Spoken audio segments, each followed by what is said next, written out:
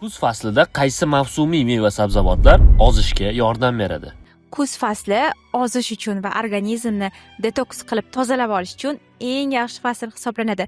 Chunki kuzda qovoq yetilib pishadi. Birinchi o'ringa men qovoqqa beraman, chunki qovoq nafaqat tanangizni tozalashga, detoks qilishga, jigar atrofidagi yog'larni eritishga, hazm tizimini yaxshilashga, metabolizmni zo'r qilib, ishtahangizni pasaytirib ozishingizga yordam beradi. Shuning uchun ham birinchi o'rinda qovoqni kuz faslida ko'proq iste'mol qilish kerak. Ikkinchi o'ringa esa behi mevasini beraman. Behini ham ozishda foydasi juda ham kuchli. Behi ham antioksidant, tanani tozalashga yordam beradi. Juda ham tez to'yinganlik hissini beradi va ichingizni normada kelishiga yordam beradi.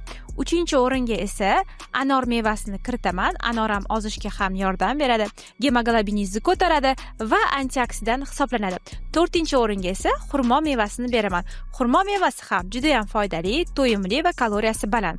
Agar siz har kuni nonushtaga 2 tadan xurmo yeydigan bo'lsangiz, sizni qorningizni to'q tutib beradi. Agar 2 tadan ko'paytiradigan bo'lsangiz, xurmo mevasini ratsionda oshirib yuboradigan bo'lsangiz, faqat semirishga olib boradi. Shuning uchun ham xurmo yeyotganda uni me'yorda oshirmaslikka harakat qiling. Mana shu meva sabzavotlarni iste'mol qilib, kuz faslida maza qilib tanangizni tozalab, ortiqcha vazndan xalos bo'lishingiz mumkin.